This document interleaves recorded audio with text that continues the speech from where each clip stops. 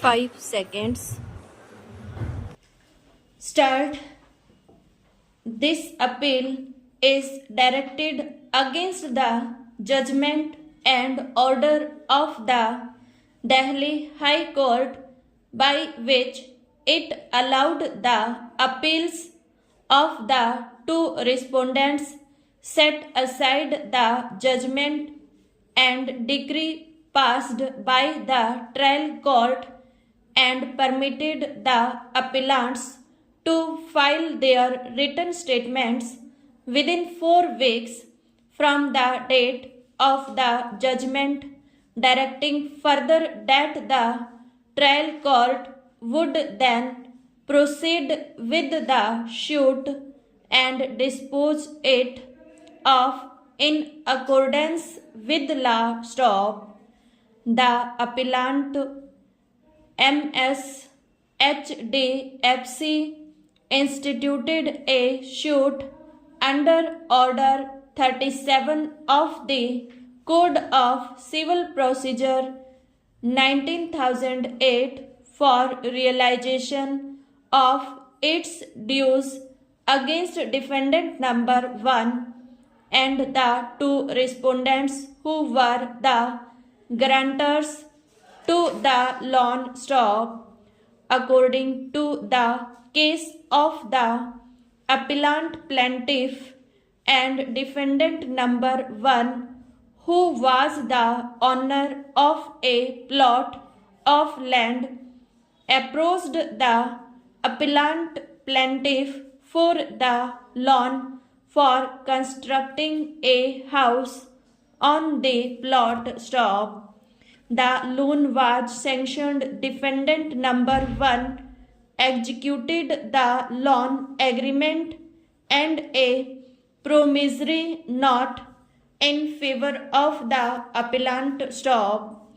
In addition, defendant number 1 also created inequitable mortgage in favor of the plaintiff by depositing the title deeds of the plot in question. Stop. The other two defendants respondents before this court stood guarantee for repayment of the loan and executed the letters of guarantee. Stop. On the execution of the necessary documents, the loan was disbursed to defendant number 1 in 2 installments. Stop. Stanza.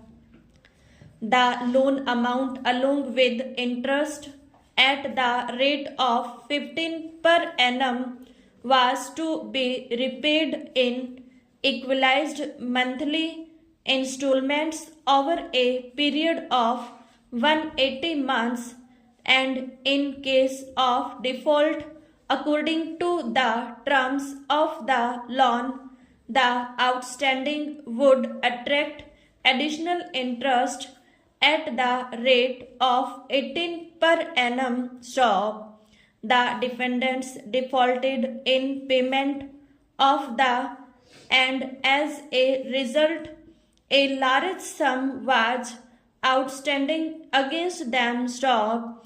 The defendants did not pay the installments despite letters and remainders. Stop. Hence the plaintiff invoked the guarantees and intimated the two respondents that in case of a failure to make the repayment, legal proceedings would be instituted against them. Stop.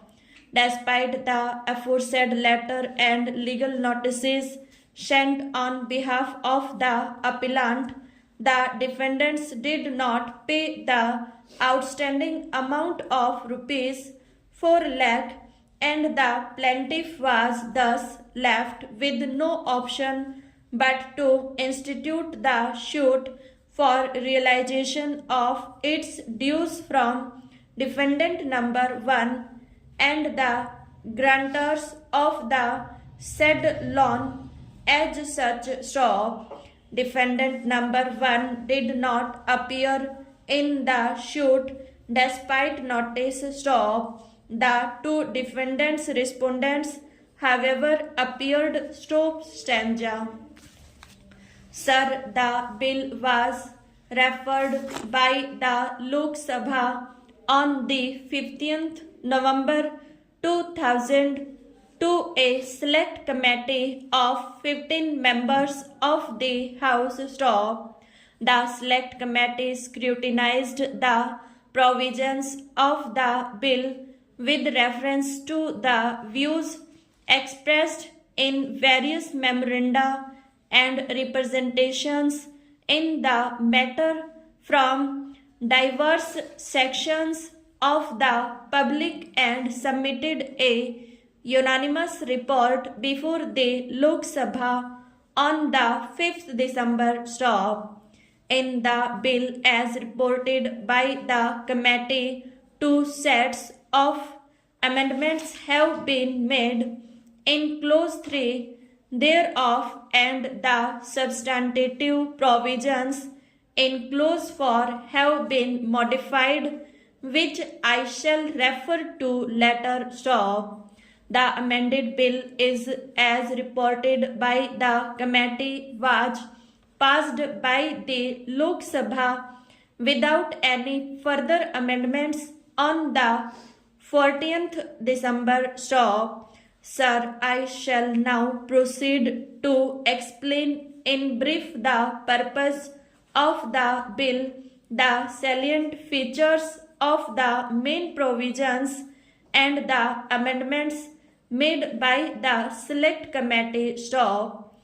As the House is aware, the Finance Act of 1999 and 2000 have effected a change in the previous system of taxation of profits of companies and the dividends distributed by them stock.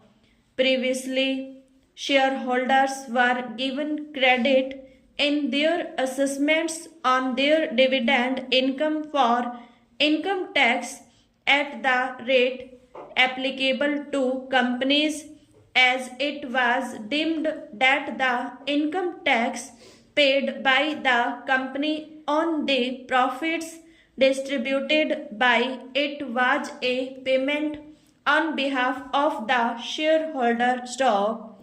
Under the revised scheme of taxation, this legal fiction has been abolished, and therefore shareholders are no more entitled to receive credit for the income tax paid by the company in respect of the profits distributed by its stock.